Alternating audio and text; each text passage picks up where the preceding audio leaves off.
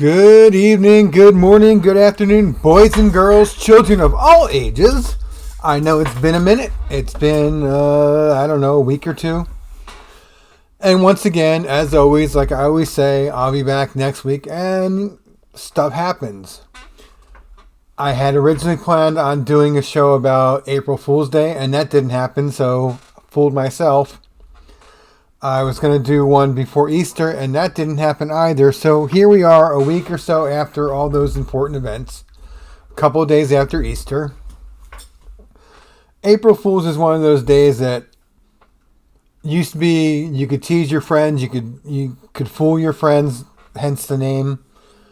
Nowadays, it's kind of hard to tell what's real and what's not so factual anymore.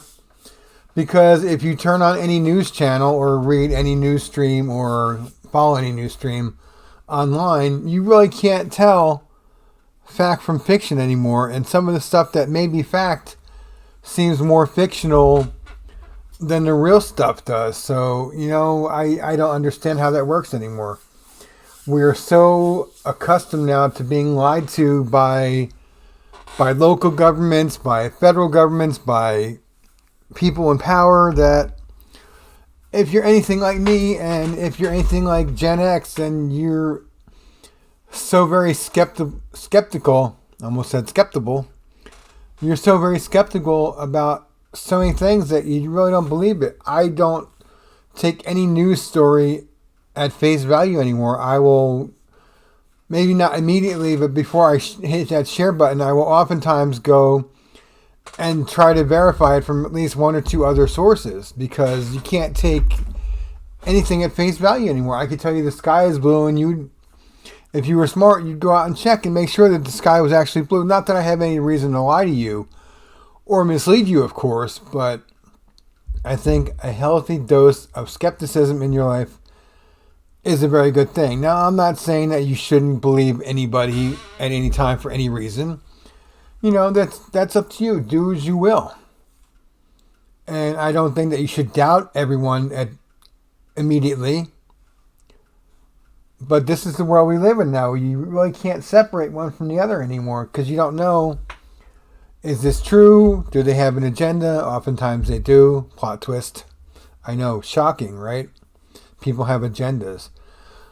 The only agenda that I have with this podcast is, well, it's I want to say it's twofold, but it's probably more than twofold. So we'll start with, I like doing it. I really enjoy doing it. I should do it more often. I know I should be more consistent. That's something that I'm working on.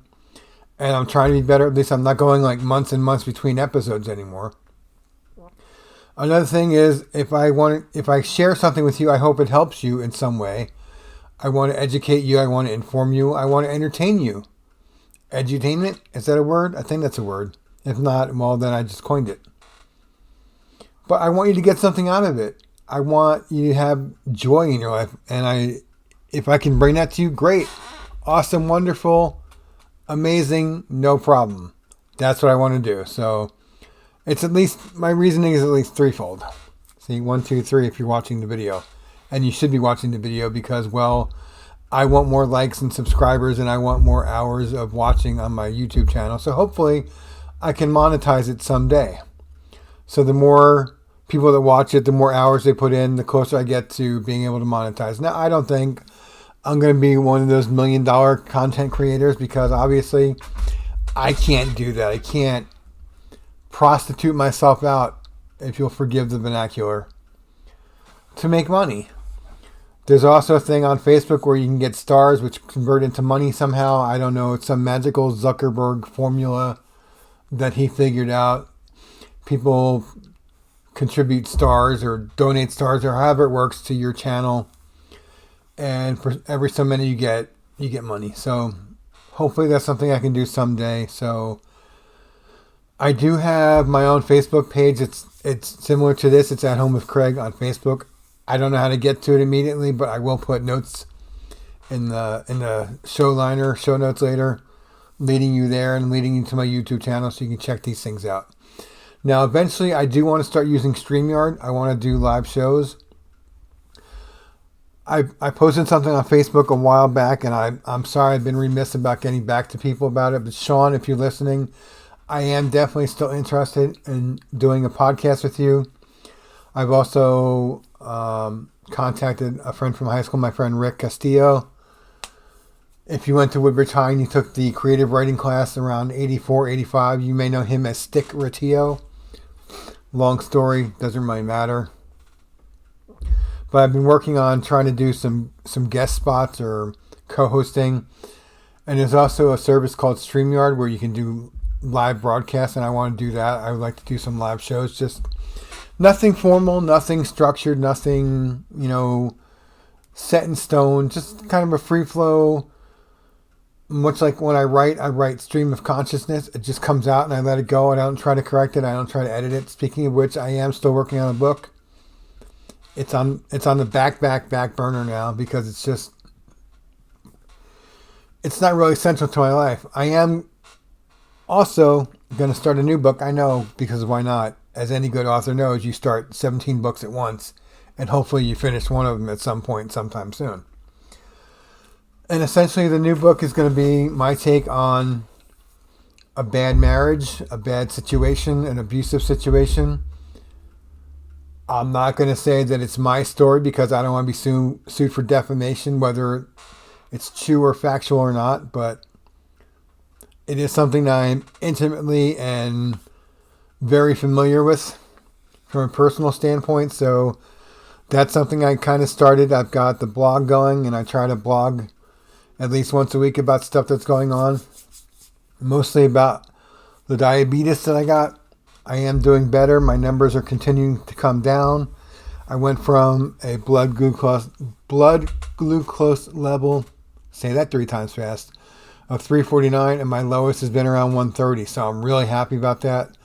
My goal is to hit 100.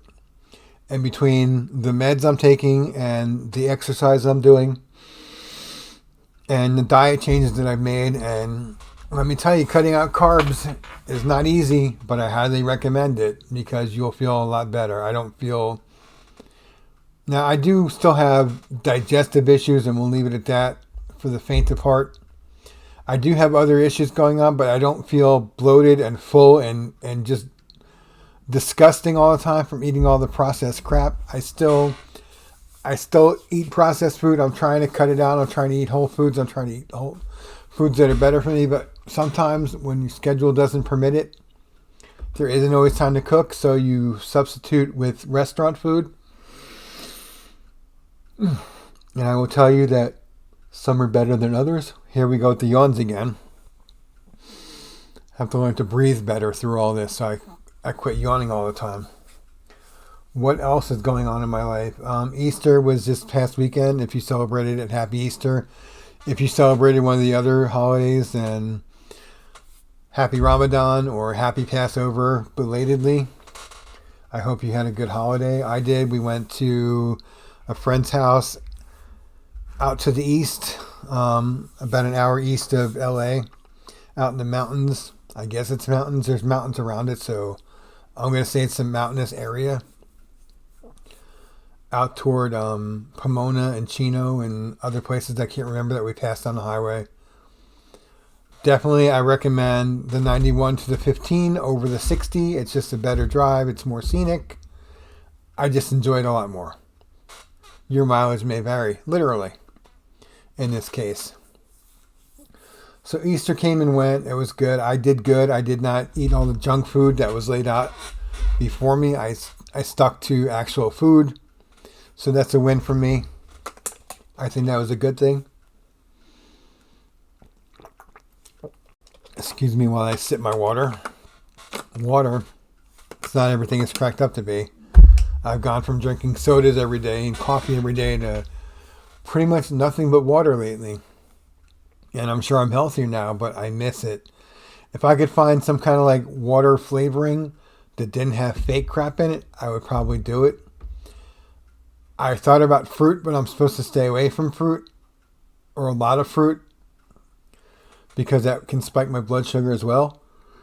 So yeah, I got that going for me. That's exciting. There was something else I wanted to talk about, but it escapes me, so I'll come back around to it. Oh, right, tax season. That wonderful time of year when people scramble to pay their taxes and file their taxes. And I want to ask you something. If you're one of those people that waits till April or May or June, however long it takes the government at the speed they travel, and we know how fast that is, to give you this big refund at the end of the year, why? It's great because you got a check for $1,500 or $2,000 or $2,500, whatever it is. You get this check and oh my God, look, I have money now. Do you not realize that that's your money and they're giving you back a pittance of what you paid? I would rather take as many deductions as I can. Either when I start a new job or when I fill out tax forms, I'd rather take all the deductions that are legally allowed to me. Hold on to the money, and if I'm smart, I will invest that into anything that provides some kind of interest. And obviously, this is not financial advice. Please don't take it as such. This is just one man's opinion, the man on the street, if you will, or in this case, the man behind the microphone. I would much rather take that money and invest it into something and have it growing at even a 1 or 2% interest rate rather than giving thousands of dollars to the government every year. And I'm not advocating to not pay your taxes. I think taxes are ridiculous, and I do not think that we should pay them the way we do. IRS, don't come after me because I filed. I'm good. I'm legal this year, unlike other years. And that's a story for another time, or maybe later in this podcast. But the government sends you this check and you're, oh, so happy. Look, we got money back from the government. Well, if you would have held on to it, invested it, you would have made a lot more, hopefully, than the money that they allowed you to take back, which is all they're doing. They're allowing you to have some of your money that you earned. You went out and earned it. You worked for it. You sold something for it. You did some kind of physical thing in some way. And I don't understand the mindset of, oh, the government will give me a refund. Great. Wonderful. How much more? And do your own research on this. Get out the calculator, figure out how much money it is that you got back and how much, if you had invested it, you would have instead. And if you use the right kind of investment, guess what? You don't have to pay taxes on it right away. At some point you probably will, but if you do it right and you find a good financial advisor, and I'm not talking about your brother's cousin's friend or roommate or whatever that does taxes. Now, I'm not saying that home tax preparers aren't great. I know one. She's amazing. She does a very good job at it. And if I had more difficult taxes to do, I would definitely use her services. But mine are a simple 1040 form, 1040 easy, I guess. And I just file and I don't worry about it. If I get money back, great. If not, I owe the IRS money anyway, so what do I care? Let them take the refund and apply it to what I owe because of certain former people in my former life. And due to legal reasons and because I don't want to get sued, I'll leave it at that. But I owe a lot more money than I should for money that I never earned for a job I didn't do. But because of filing jointly, I got screwed in the end. And that's something that I'm working on. I'm looking for a tax professional. So if you know one in my area of Southern California, please drop me a line. athomewithcraig1@gmail.com. Once again, that's athomewithcraig, the number 1, @gmail.com. Thanks. Really not much else I want to cover in this episode, I don't believe. I just wanted to get one out. I appreciate my 7 or 8 loyal listeners every week or every 2 weeks. I do appreciate you very much. I'm very glad you're here. You listen to me. You're here for me. Obviously, you're getting something out of this or you wouldn't keep coming back. I am working on a super secret surprise for episode 50. I've got a friend of mine that I used to do a podcast with. Her and her husband have agreed to come on board and do an episode with me. So as soon as I knock out another 5 or 6 episodes, that's the next one that'll be coming out. So these may feel like fillers. They're absolutely not. Hopefully I'll have a guest for next week. I want to tell my friend Stacy Carlin, congratulations on getting your book into the local library system. I think that's awesome and amazing, just like you are. I'm very proud of you. I'm very glad to be your friend. I'm very glad that we stayed in touch since high school.